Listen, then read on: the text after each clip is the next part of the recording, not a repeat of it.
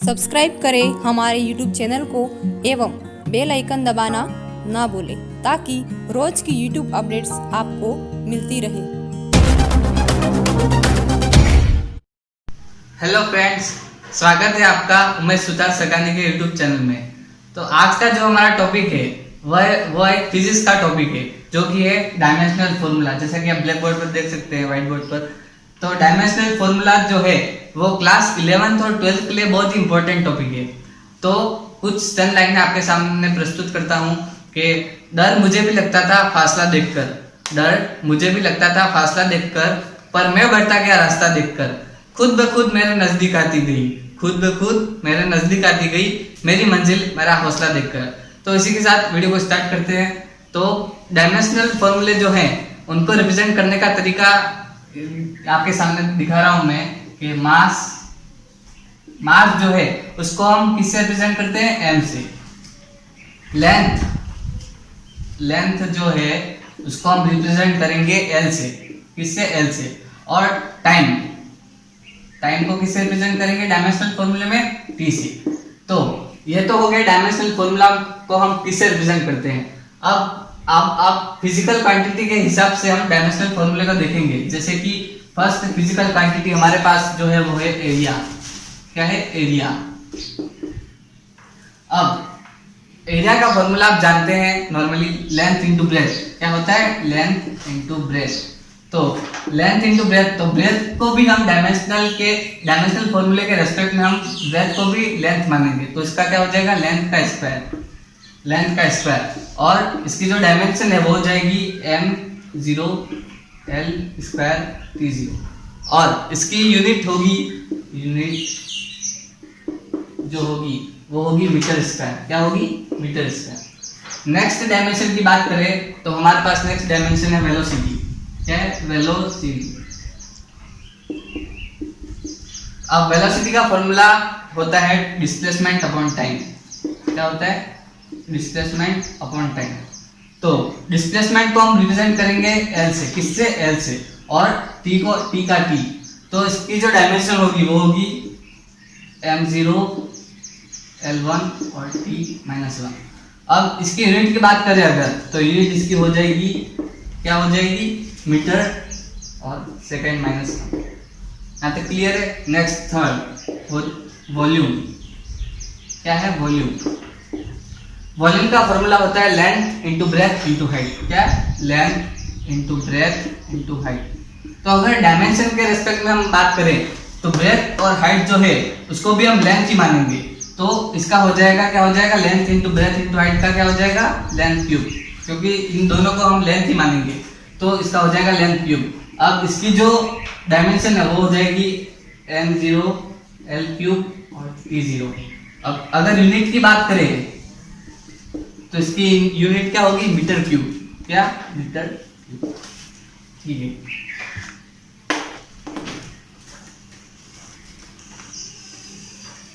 तो अब next dimension की तरफ बढ़ते हैं जो कि है डेंसिटी।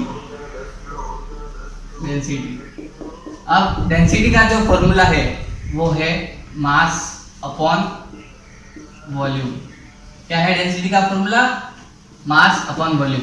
तो मास का m और वॉल्यूम का फॉर्मूला हमको पता है length into breadth into height. तो इसका l क्यूब हो जाएगा। क्या हो जाएगा? l cube. तो अगर डायमेंशन की बात करें इसकी, तो इसकी डायमेंशन हो जाएगी m1 l-3 और t0। कोई टाइम यहाँ पे नहीं है इसलिए t0 हो जाएगा। अगर यूनिट की बात करें, तो इसकी यूनिट हो जाएगी kg metre minus cube. Next dimension है हमारे पास momentum.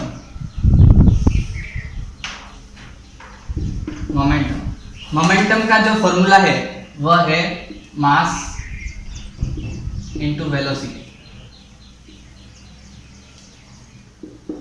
Mass into p is to m into v।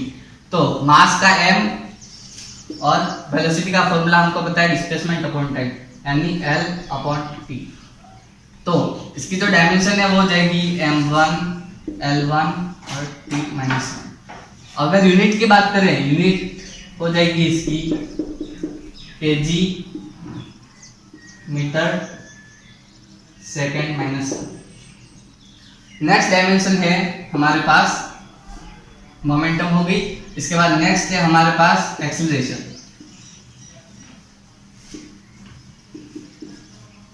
Acceleration, अब एक्सीलरेशन का जो फॉर्मूला है वो है change in velocity, change in velocity upon time. क्या है? टाइम। चेंज इन वेलोसिटी, तो चेंज इन वेलोसिटी को हम डिस्प्लेसमेंट मान सकते हैं। हाँ, मान सकते हैं। डिस्प्लेसमेंट अपॉन टाइम, डिस्प्लेसमेंट को L मान लेते हैं और टाइम का T। तो इसकी जो डायमेंशन है वो हो जाएगी m0 L1 और T-1। ये हो गया एक्सेलरेशन की डायमेंशन। और इसकी यूनिट है kg मीटर सेकेंड माइनस 1। ठीक है, यहां तक क्लियर है। अब आगे बढ़ते हैं।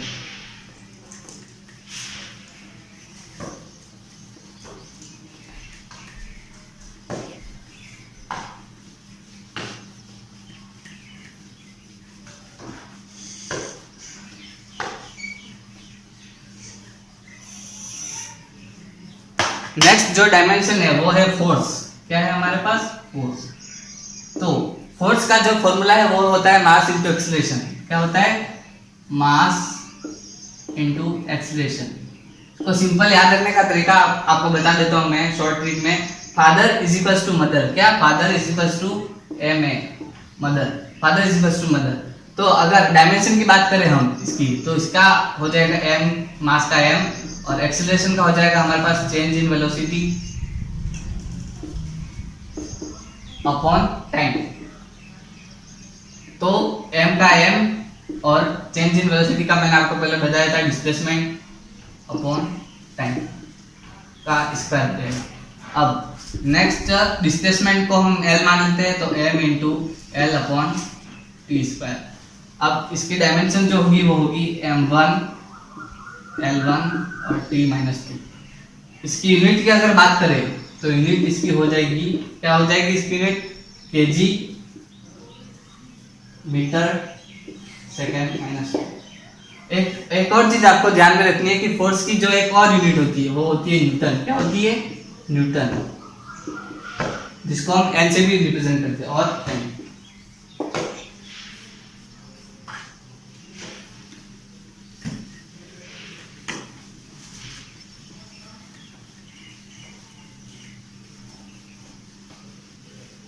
नेक्स्ट जो डायमेंशन है वो हमारे पास है वर्क। क्या है? वर्क, या फिर इसको हम एनर्जी भी बोल सकते हैं। क्या? वर्क या एनर्जी।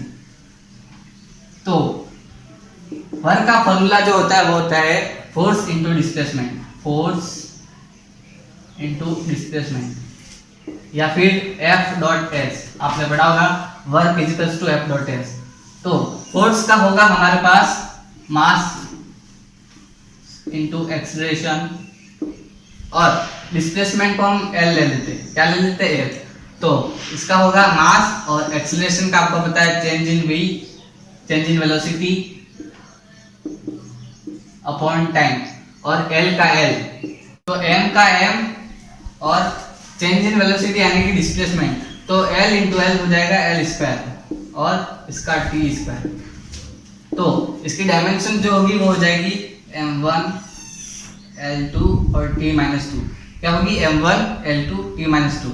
अब इसकी यूनिट की अगर बात करें हम यूनिट, तो इसकी यूनिट जो हो जाएगी वो हो जाएगी kg मीटर स्क्वायर और सेकेंड माइनस 2।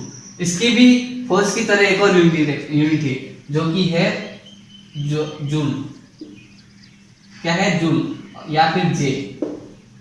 ठीक है, अब बढ़ते हैं नेक्स्ट डायमेंशन की तरफ, जो कि है हमारे पास पावर।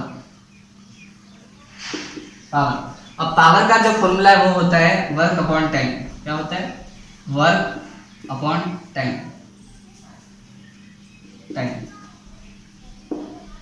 तो वर्क की जो डायमेंशन है वो होती है, मैं यहाँ पे लिख रहा हूँ m into L square upon T square. तो इसके साथ हमको टाइम के साथ डिवाइड करना है, तो इसका t हो जाएगा। अब t और t, तो इसकी जो डायमेंशन होगी वो हो जाएगी m1 L2 T-3। और इसकी यूनिट की अगर बात करें, यूनिट हो जाएगी इसकी kg metre square second minus 2। इसकी भी एक और यूनिट होती है जिसका नाम है वॉट। क्या है? वॉट या फिर W।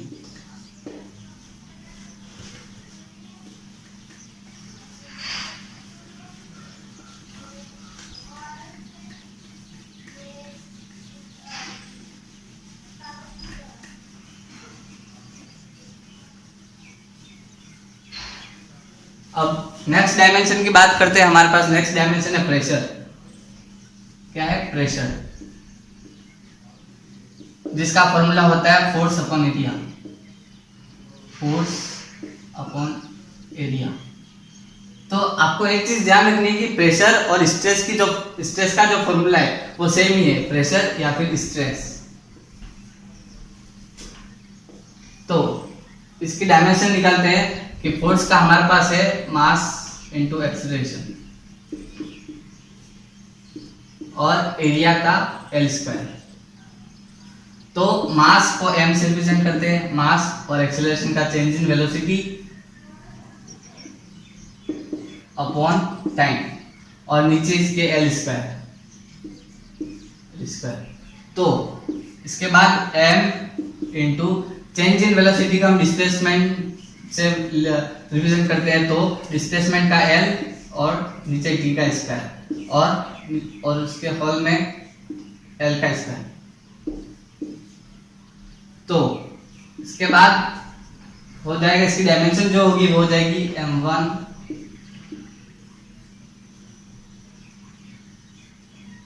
ये यहाँ पे कैंसिल हो जाएगा, L से L कैंसिल हो जाएगा, तो बचा हमारे पास L-1 और T-2।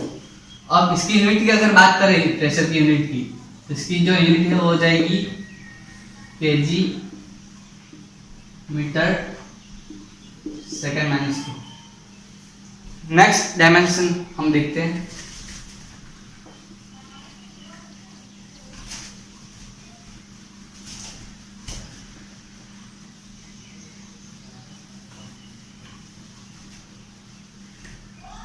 नेक्स्ट डायमेंशन हमारे पास है स्ट्रेंथ। क्या है? स्ट्रेंथ। अब फ्रेंड्स, कई डायमेंशन ऐसी भी होती है कई फिजिकल क्वांटिटी ऐसी भी होती है जिनकी कोई डायमेंशन नहीं होती। तो ये एक ऐसी ये एक ऐसी फिजिकल क्वांटिटी है जिसकी कोई डायमेंशन नहीं है। तो इसकी जो डायमेंशन होगी वो होगी m0, L0 और T0। अब इसकी यूनिट की अगर बात करें तो यूनिट होगी यहाँ पे नो यूनिट। क्या होगी? No unit. नेक्स्ट डायमेंशन है हमारे पास सरफेस टेंशन। Surface tension. अब सरफेस टेंशन का जो फॉर्मूला होता है वो होता है फोर्स अपॉन लेंथ। क्या होता है? Force upon length. तो फोर्स की जो डायमेंशन है वो हमको पता है। क्या होती है फोर्स की डायमेंशन? तो L से L कैंसिल हो जाएगा, तो हमारे पास बचेगा m1, जो इसकी डायमेंशन होगी वो होगी m1, L0 और T-2। अगर इसकी यूनिट की बात करें तो इसकी यूनिट जो होगी वो होगी kg second minus 2। Next dimension देखते हैं हम।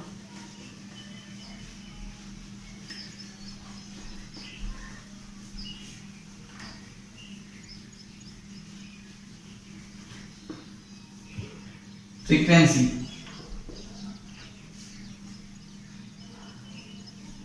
तो फ्रीक्वेंसी का जो फॉर्मूला है वो होता है वाइब्रेशंस अपॉन टाइम। क्या होता है? Vibrations upon time. तो वाइब्रेशंस का 1 और टाइम का t। तो इसकी जो डायमेंशन होगी वो हो जाएगी m0, L0 और T-1। अगर यूनिट की बात करें तो इसकी यूनिट जो होगी वो होगी, क्या होगी? हर्ट्ज, क्योंकि फ्रीक्वेंसी की यूनिट क्या होती है? हर्ट्ज या फिर Hz। नेक्स्ट है हमारे पास टॉर्क। अब टॉर्क का जो फॉर्मूला है वो है फोर्स इनटू परपेंडिकुलर डिस्टेंस। क्या है? Force into perpendicular distance.